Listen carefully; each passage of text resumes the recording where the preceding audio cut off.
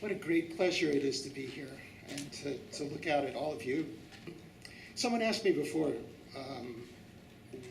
what I imagined this to be like when the book was done. And I had to admit that it never occurred to me that this stage of the book, the actual being finished part, had never occurred to me. I was so deep in the book and so wrapped up in doing a good job, doing right by James Wright. I felt it as a real obligation, and so I've never imagined what it would be like to stand in front of people and actually read from the book. I've been reading from the book since October when the book came out, and I've gotten better at it, but I'm still not used to it. I hadn't anticipated what this would be like, but it's a great joy to be particularly here in Martins Ferry, where I spent so many wonderful festivals doing the research that made the book possible. I think I couldn't see any other way to do the book than to do the work that it took, the research, and so it's a great pleasure to share just a piece of the book with you.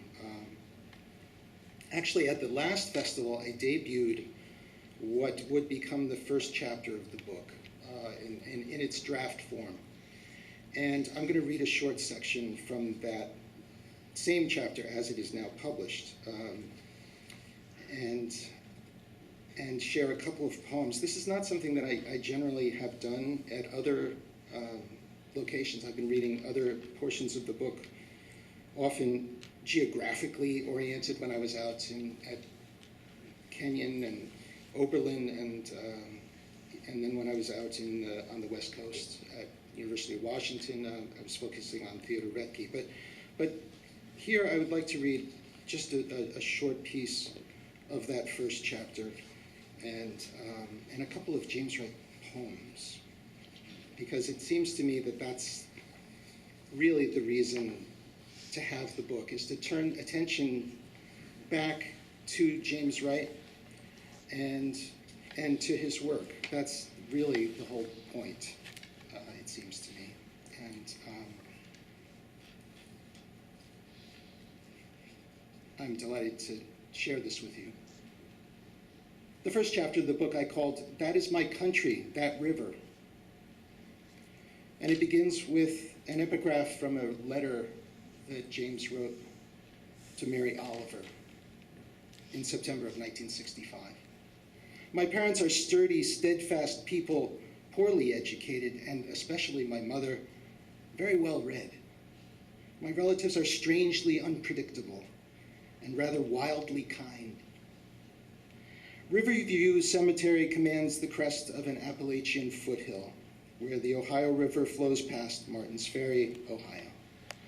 Time and again, as a teenager in the early 1940s, James Wright climbed to this highest point above the river, anxious to feel the sense, the vista he found in books. But the smoke and soot from steel mills obscured the steep matching hills of West Virginia on the opposite shore. Behind him, to the west, farmland, orchards, and fields had been disfigured by coal mine and strip mine. The river, too, was fouled by refuse and waste. Yet the Ohio defines the geography and the essence of the place.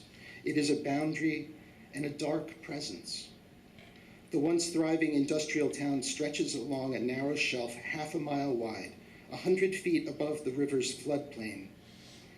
In Wright's youth, this bottomland was crowded with factories, tenements, and docks, whole neighborhoods at risk of flooding each spring. He counted himself among the brief green things, the sumac, trillium, and weeds that survived in a ravaged place. By the time Wright left Martins Ferry in June 1946, he knew every street and alleyway in his hometown, each muddy footpath that stretched for miles along the river. He knew the Ohio in all its moods. He knew what poverty was and hard work. When Wright enlisted in the Army at the age of 18, he swore he would never return to the Ohio Valley. He made only brief visits back home. His rage to escape the Ohio Valley remained a part of him, but the pull of memory would prove stronger still. Wright's childhood place came to occupy the center of his poetic imagination. Over the remaining 27 years of his life, he made it into an unmistakable landscape in American literature.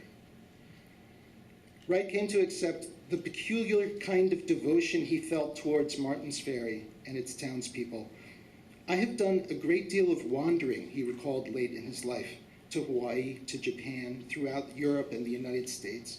Yet all of these places taken together do not have the vastness in my mind that I still find when I contemplate, as I have often done in my books, the small river town of Martins Ferry in southeastern Ohio. Wright remembered with startling immediacy the dark howlings and twangs of language I grew up with, the nearly unspeakable violences of the spirit and body spun suddenly into baroque figures of speech across the sooty alleys near the river, and up and down the B&O railroad track that lay peaceful among the hobo jungles like a scar. Martins Ferry was blighted in ways typical to industrial river towns throughout the early 20th century, its hillsides gouged by strip mines and air blackened by coal smoke, the river polluted by sewage and oil. But as with other towns that flourished in the Ohio Valley, the factories and mines attracted a great diversity of people. The headstones in Riverview Cemetery chronicle the history of Martins Ferry's growth. The older ones on the lower edge bear the names of Welsh coal miners from the mid-1800s. Ascending the slope, the stones describe successive waves of immigrants from Hungary, Poland, Italy, Greece, Romania, England, and Ireland. In the childhood sketch he drafted in August 1978, Wright says of Martins Ferry, "I had lived in all of the neighborhoods except the wealthy ones up on the hills away from the factories and the river, and I knew most of the languages and carry with me today the affections of those words." Wright felt a sharp grief for those he left behind in Ohio. They are both the subject of and the intended audience for his poems. After years of rootlessness, he came to cherish the multicultural working-class neighborhoods of his youth. And Wright's imagination always returned to the banks of the Ohio River. In form and body, it remains itself one of the magnificent rivers of the world. It could gather into itself the Seine, the Arno, and the Adige, and still have room for a whole mile of drifting, lost lives. In languages spoken by the native peoples of the Ohio Valley, many names translate the river as beautiful. The Ohio flows south and west for 1,000 miles from the confluence of the Allegheny and Monongahela rivers, the site of Pittsburgh, to Cairo, Illinois, where it joins the Mississippi. Various Algonquin tribes made their home in the valley and defended the land west of the river from local Iroquois and European pioneers. Beginning in 1744 and continuing for 2 decades, British and French troops battled for possession of the Ohio River and its surrounding territories. Native warriors prevented settlements west of the river until after the Revolutionary War, when thousands of colonists and more recent immigrants crossed the Allegheny and Appalachian mountain ranges to claim land for homesteading. Indigenous tribes were pushed farther inland, but the battle for control of the river was prolonged and bitter. In some native tongues, the Ohio then became known as the River of Blood. The first permanent settlement on the western shore, across from the fortified military post at Wheeling, Virginia, sprang up around a ferry landing on a broad stretch of flat land. Absalom Martin had helped his father-in-law, Ebenezer Zane, survey the surrounding land, and Martins Ferry became the starting point of a good wagon road, as Zane called it, between Wheeling and Maysville, Kentucky. Zane's Trace, a shorter and more reliable route west, less prone to the seasonal dangers of river travel, opened in 1797. For decades, the town of Martins Ferry remained a major crossroads and entry point to the Northwest Territory, what became the states of Ohio, Indiana, Michigan, Illinois, and Wisconsin. The Zane family and other pioneers planted orchards of fruit trees, berry bushes, and grapevines on Wheeling Island and the open fields on the western shore, cultivating tracts they then sold to the steady waves of settlers. In childhood, Wright knew the legacy of those early farmers. Along the riverbank, amid tangles of shrub oak and sumac, the fragrances of blossoming pear, peach, and apple trees mingled with the smell of locust trees in the springtime.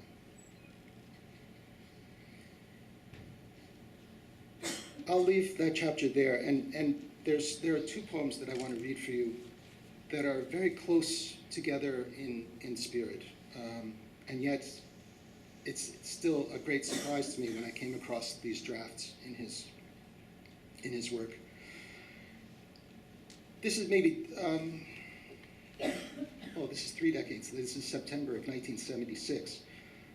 James Wright had published, he was now married to his second wife, Annie. They were living in New York City. He was working at his desk near Carl Schurz Park on East 85th Street near the East River. But he had published a collection of prose pieces called Moments of the Italian Summer. And there was one poem that he felt he hadn't quite done what he had hoped to do, what he had tried to accomplish. And he struggled with revising this poem. This is a full year after the poem had been published. And a much shorter version of this poem would appear in the last book he saw into print. It's called A Lament for the Martyrs. The version that I'm about to read is from the collection Moments of the Italian Summer.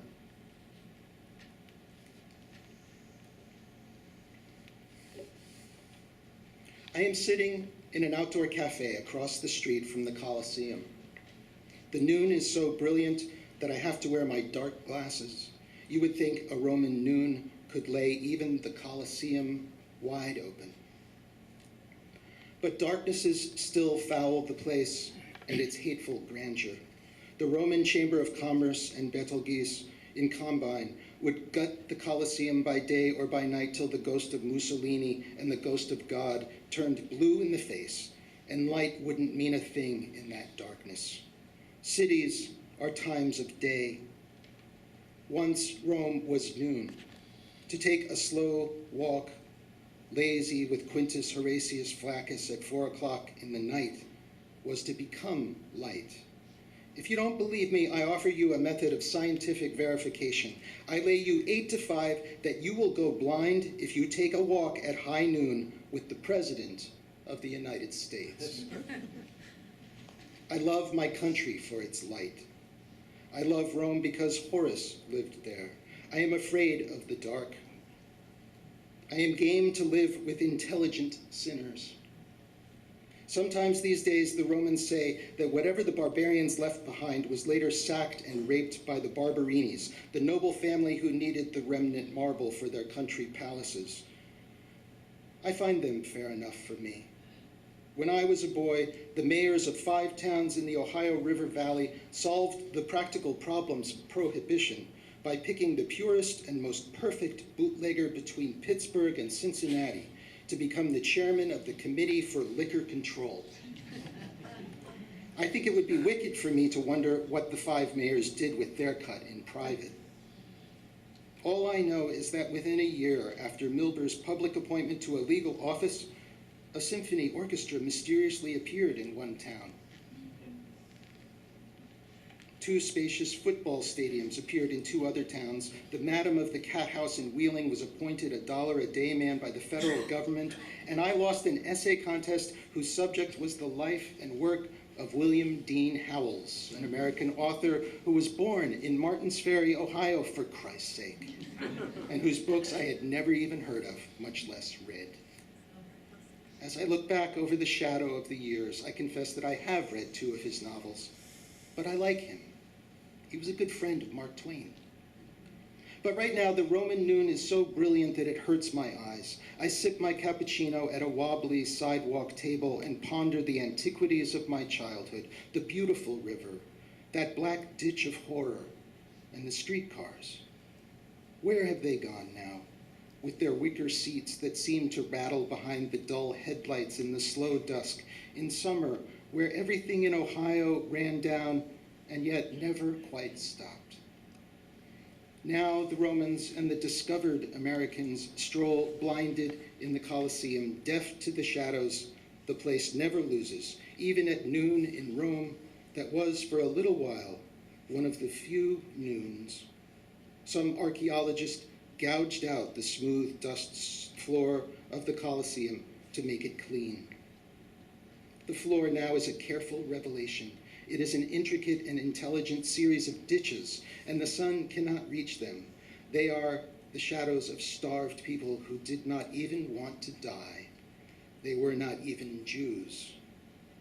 There is no way to get rid of the shadows of human beings who could find God only in that last welcome of the creation, the maws of tortured animals. Is that last, best, surest way to heaven the throat of the hungry? If it is, God is very beautiful, if not very bright. Who are the hungry? What color is a hungry shadow? Even the noon sunlight in the Colosseum is the golden shadow of a starved lion, the most beautiful of God's creatures, except maybe horses. James Wright was unsatisfied with that poem.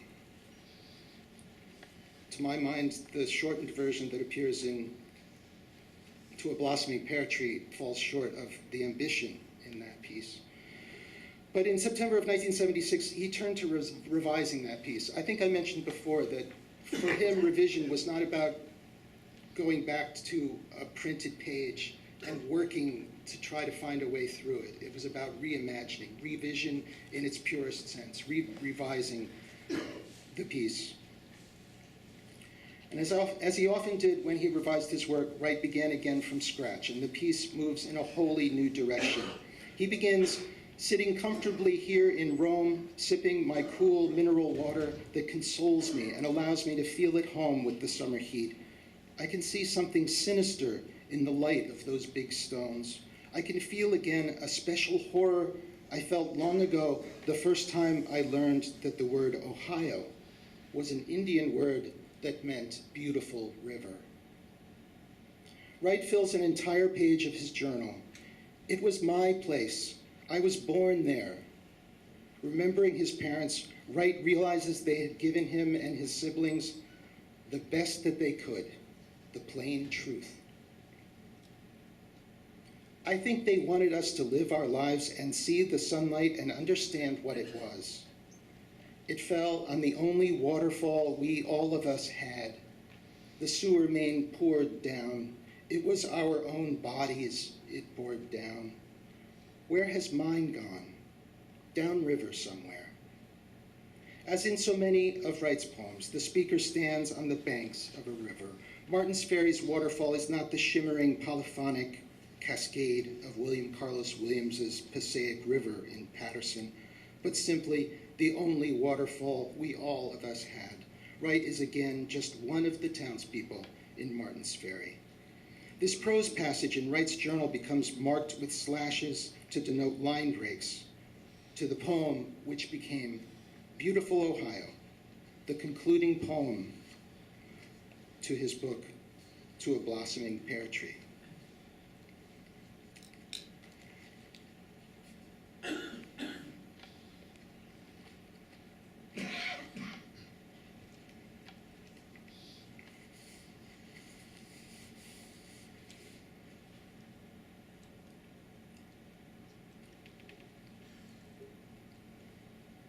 Beautiful Ohio. Those old Winnebago men knew what they were singing. All summer long and all alone, I had found a way to sit on a railroad tie above the sewer main. It spilled a shining waterfall out of a pipe. Somebody had gouged through the slanted earth 16,500 more or less people in Martins Ferry, my home, my native country, quickened the river with the speed of light. And the light caught there the solid speed of their lives in the instant of that waterfall. I know what we call it most of the time, but I have my own song for it, and sometimes, even today, I call it beauty.